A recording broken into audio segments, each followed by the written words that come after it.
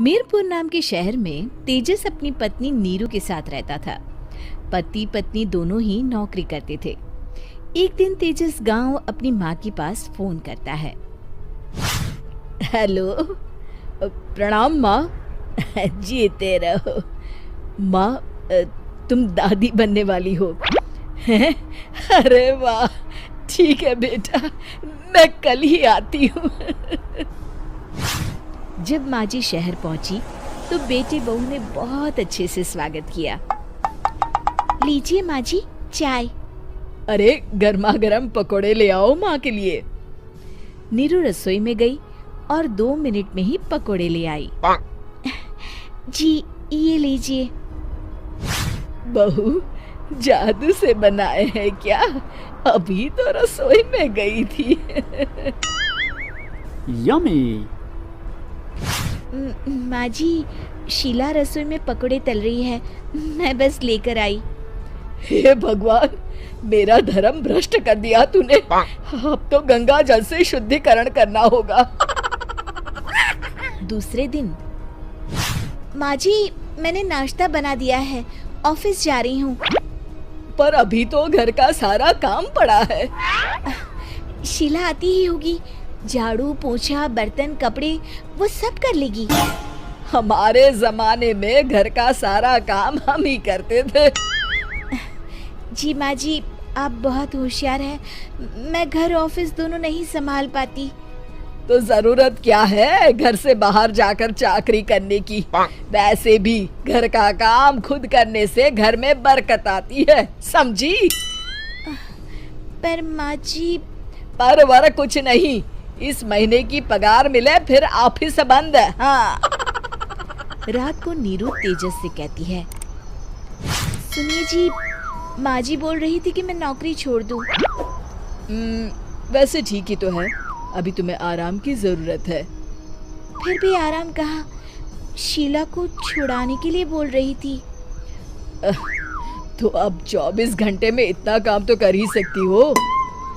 पर जॉब पसंद है मुझे, घर पर मन नहीं लगेगा। अगले दिन जब दोनों ऑफिस के लिए निकल रहे थे, मेरी तो कोई कीमत ही नहीं है इस घर में। माँ जी, आजकल महंगाई बहुत है, रहन सहन भी बदल गया है, दोनों नौकरी करते हैं तभी ठीक रहता है। अच्छा, तू कहना क्या चाहती है? मेरा बेटा तुझे बिठा के खिला नहीं सकता? तू ही इस घर का खर्च चला रही है, हैं? नहीं माँ जी, मेरा वो मतलब नहीं था। मतलब खूब समझती हूँ, ये बाल धूप में सफेद नहीं किए मैंने। हाँ। अब तो ये रोज का काम हो गया था। तेजस भी रोज की झिकझिक से परेशान हो गया था।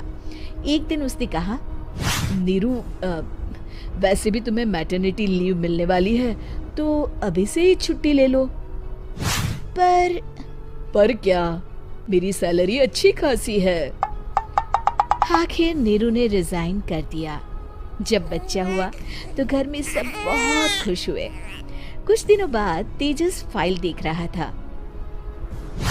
क्या हुआ तेजस, कुछ परेशान लग रहे हो? अब हाँ, वो हमारी जितनी सेविंग्स थी वो तो हॉस्पिटल में और छठी के फंक्शन में खत्म हो गई है नीरू। और अभी वैसे मंदी चल रही है तो मैं बोल रही थी कल मुन्ना को हेपेटाइटिस का टीका लगवाना है। नीरू, क्या पोस्टपोन नहीं कर सकते? नहीं जी, बिल्कुल नहीं। अब तेजस को समझ में आ रहा था कि उससे गलती हुई है। पैसों की कमी का असर घर के माहौल पर भी पड़ रहा था। अगले दिन, बेटा मेरा चश्मा और ये दवाइयाँ ले आना, पर्चा देते हुए माँ जी ने कहा। जी। तेजस, मुन्ना के लिए दूध का डिब्बा और डायपर भी ले आना, और ये किराने के सामान की लिस्ट है, इसे भी लाना है। तेजस गुस्से में लिस्ट मरोड़कर फेंकता है और चिल्लाता है, पैसे क्या पेड़ पर उगते हैं? ये ले आना, वो ले आना। अरे पर ये जरूरत का सामान ही है। वो गुस्से में बिना कुछ कहे ऑफिस चला गया। अरे लंच तो ले जाइए। नीरू दौड़कर डिब्बा पकड़ाती है। एक दिन खाना खाने के बाद, नीरू, अब तो मुन्ना कुछ बड़ा हो गया, तो अब तुम वापस ज्वाइन कर लो ना जॉब। पर इस रिसेशन में जॉब मिलना बहुत मुश्किल है। ट्राई तो करो।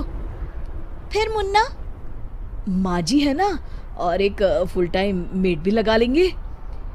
पर माँ जी, उन्हें तो पसंद नहीं। तभी माँ जी वहाँ आ जाती है और प्यार से नीरू के सर पर हाथ फेरते हुए बोलती है, अब मेरी समझ में आ गया बहू, पहले के और अब के समय में अंतर है। तुम काम शुरू करो, मुन्ना की जिम्मेदारी मेरी। मेरी प्यारी माँ जी। ये कहकर नीरू उनके गले लग गई।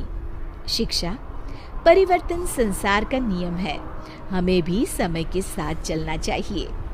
उम्मीद है कि आपको हमारी ये कहानी पसंद आई होगी। कृपया हमारे चैनल को सब्सक्राइब करें और सभी अपडेट्स के लिए बेल आइकन जरूर क्लिक करें। और हाँ, वीडियो लाइक और शेयर करना मत भूलिएगा। Bye bye.